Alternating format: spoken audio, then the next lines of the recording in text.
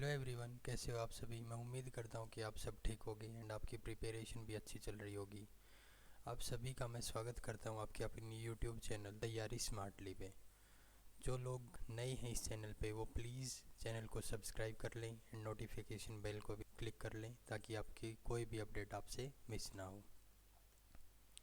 तो गाइज़, मैं आपसे आज एसएससी एमटीएस जो नोटिफिकेशन रिलीज़ हुआ है उसके बारे में बात करूँगा। एसएससी एमटीएस और इसी के साथ है ना हवलदार सीबीआईसी और सीबीएन के अंदर पोस्ट्स आई हैं, तो उसका नोटिफिकेशन रिलीज़ किया है एसएससी ने, तो उसके बारे में आज हम डिस्कस करेंगे।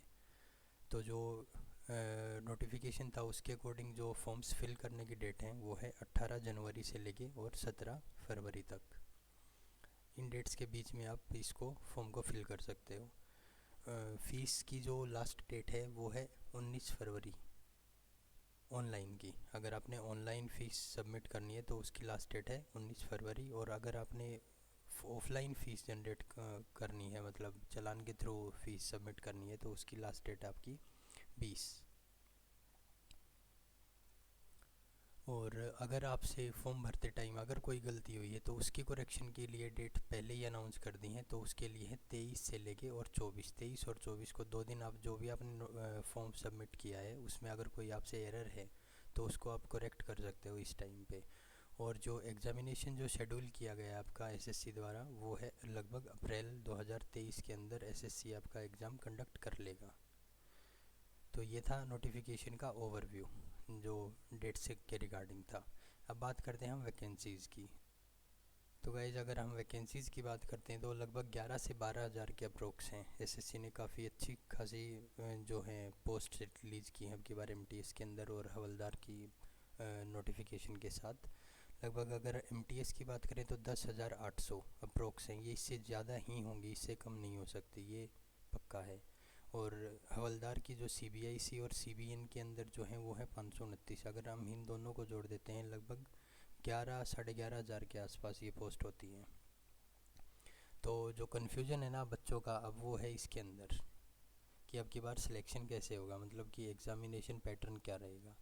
तो अब की बार ना एसएससी ने काफ़ी सारे चेंजेस किए हैं इसके अंदर। सबसे बड़ा चेंज तो है आपका जो कंप्यूटर बेस्ड एग्ज़ामिनेशन था ना उसी के अंदर चेंज कर दिया।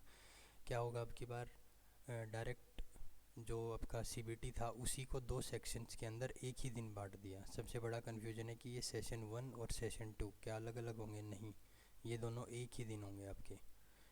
जैसे जो सेशन 1 है उसके अंदर आपको मिलेगा मैथमेटिक्स और रीजनिंग। जो मैथमेटिक्स के क्वेश्चन होंगे वो होंगे 20। तो एक जो क्वेश्चन होगा वो 3 नंबर का है,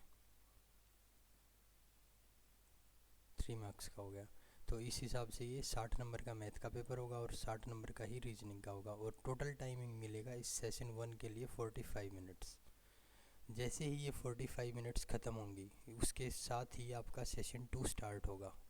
और उसके अंदर होंगे आपके 25 क्वेश्चन तो जीके के और 25 क्वेश्चन आपकी इंग्लिश के। और इसके लिए भी टाइमिंग कितना होगा? 45 मिनट्स ही इस सेशन के लिए भी है। और टोटल जो मार्क्स होंगे वो होगा ये 150 नंबर का सेशन 2। 75 नंबर का तो होगा जीके और 75 नंबर की होगी इंग्लिश आपकी। तो इस हिसाब से 25 अगर क्वेश्चन है और 75 नंबर का है तो एक क्वेश्चन 3 मार्क्स का है इस साइड भी। तो यहाँ पे एक कन्फ्यूजन और भी है कि नेगेटिव मार्किंग है या नहीं है। तो जो सेशन 1 है आपका इसके अंदर कोई नेगेटिव मार्किंग नहीं है, मतलब कि नो नेगेटिव।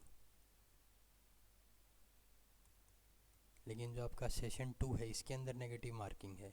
इसके अंदर मार्किंग है आपकी नेगेटिव जो है वो 1 question is equal to 1 marks. अगर आपने एक क्वेश्चन गलत किया तो उसके लिए आपको 1 नंबर की पेनल्टी लगेगी। इसके अलावा क्या है इस नोटिफिकेशन के अंदर जो अब की बार चेंज हुआ है, अब की बार जो चेंज हुआ है उसके अकॉर्डिंग जो सेशन 1 है वो आपका सिर्फ क्वालिफाइंग नेचर का है। ये आपकी मेरिट में काउंट नहीं होगी, सिर्फ क्वालिफाई होगा। और जो सेशन 2 होगा इसी के बेस पे आपकी मेरिट होगी और इसी के बेस पे आपका सिलेक्शन होगा। अब की बार कोई डिस्क्रिप्टिव पेपर नहीं है, मतलब दूसरा पेपर नहीं है एमटीएस के अंदर। डायरेक्ट आपको सिर्फ ये 2 सेशंस अटेंड करने हैं 45-45 मिनट के। मतलब टोटल आपका टाइमिंग होगा एक दिन का 90 मिनट्स का जो एग्ज़ाम होगा उसी के बेस के ऊपर आपकी मेरिट लगेगी, वो भी सिर्फ सेशन 2 के अकॉर्डिंग। सेशन 1 सिर्फ क्वालिफाइंग होगा। और जिन्होंने हवलदार और के अंदर जो अप्लाई किया था उसके लिए क्या होगा, उसके लिए एक तो पीईटी टेस्ट होगा आपका और एक होगा आपका पीएसटी। ये सिर्फ हवलदार के लिए। एमटीएस के लिए सिर्फ सीबीटी होगा डायरेक्ट, जो अभी मैंने बताया सिर्फ सीबीटी होगा एमटीएस के लिए। और अगर आपने हवलदार के लिए भी अप्लाई किया है तो आपने पीईटी और पीएसटी ये दोनों भी देने होंगे। जो पेपर जो होगा वो हिंदी और इंग्लिश और इसके अलावा 13 और रीजनल लैंग्वेजेस के अंदर होगा। मतलब कि हिंदी इंग्लिश के साथ साथ अगर आपकी और इन 13 लैंग्वेजेस में भी एग्ज़ाम होगा तो आप इसको भी देख सकते हो, मतलब इनमें से भी कोई एक। ये है आपका सिलेबस जो आपकी बार एसएससी ने दिया है, पिछली बार की तरह ही है, कोई ज़्यादा मेजर चेंज नहीं है। मतलब सिर्फ एग्ज़ामिनेशन पैटर्न के अंदर यहाँ पे चेंज किया गया है। जो सीबीटी है आपका, यहाँ पे एग्ज़ामिनेशन जो सिलेबस है उसके अंदर कोई चेंज नहीं है। मतलब मैथ के अंदर मोस्टली क्या है, कंप्लीट अर्थमेटिक, ये सारे जितने भी चैप्टर हैं ये सारे अर्थमेटिक के हैं, जिसके अंदर क्या है, इंटीजर्स हैं, होल नंबर हैं, एलसीएम एंड एचसीएफ है, डेसिमल फ्रैक्शन है, नंबर्स के बीच में रिलेशन है, परसेंटेज है, ratio and proportion, work and time, और थोड़ी बहुत जो ज्योमेट्री है वो सिर्फ बेसिक ज्योमेट्रिक फिगर्स की बात है, कोई हाइट एडवांस फार्मूले नहीं आएंगे इसके अंदर।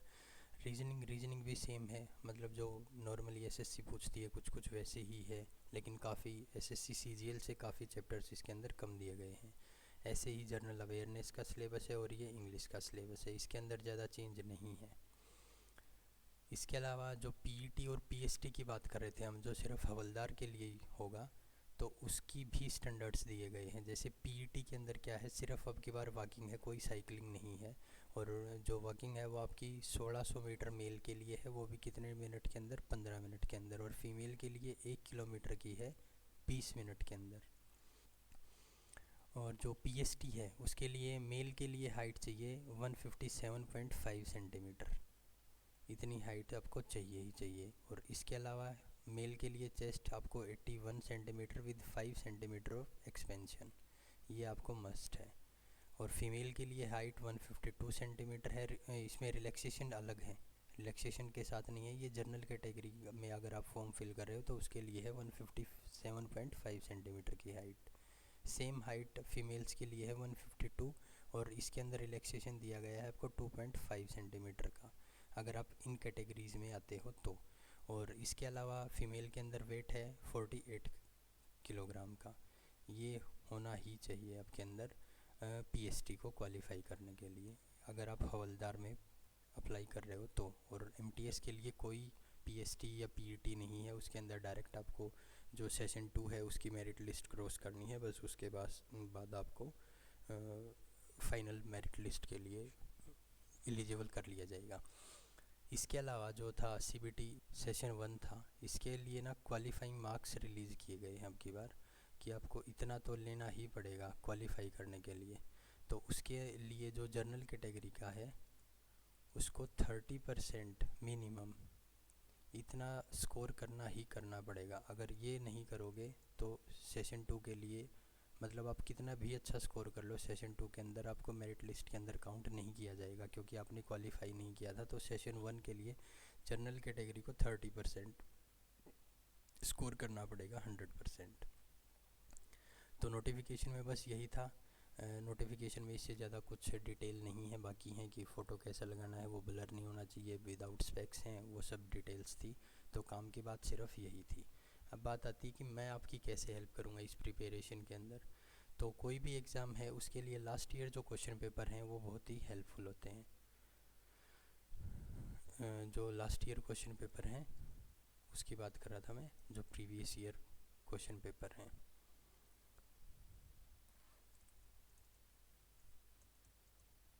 तो इसके लिए मैं आपको डेली एक क्वेश्चन पेपर लास्ट ईयर का करवाऊंगा, जिसके अंदर 2017 से स्टार्ट करो आप, 2017 से और 2022 के बीच में एमटीएस के स्पेसिफिकली जितने भी एग्ज़ाम हुए थे वो सब मैं आपको डेली बेसिस के ऊपर एक एग्ज़ाम डेली प्रोवाइड करवाऊंगा, चारों सेक्शंस के साथ।